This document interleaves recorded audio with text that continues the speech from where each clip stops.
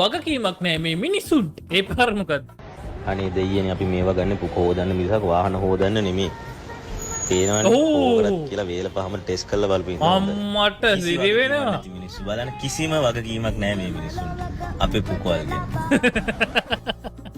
කිසිම වගකීමක් අපේ පුකවල් ගැන. ඇත්ත ඔය වගේ ප්‍රෙෂර් එකකින් නම් මේ පේනවනේ උත කෑගන කොච්චර ප්‍රෙෂර් වතුරවද? පහම ටෙස්ට් කරලා බලපින්න හොඳ. මට උඩු කිසි වගකීමක් නැහැ. ඔයට වඩා හිතන්න ඕන මචං. එන්න පුක බව ඇත්ත. හැබැයි මම මෙහෙම වතුර පාරවල් ගහන්න සර්විස් සෙන්ටර් නෙමෙයිනේ මචං. දැන් පදන්ට එහෙම යන්න බෑ උකට.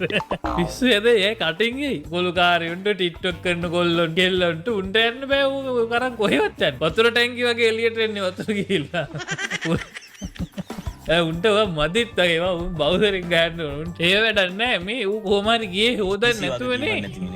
හේතුවද මචං? අතරදා හරි ගහ ගන්න දෙන්නේ හොදන්න නැතුව යන එක නෑ. I don't know, man.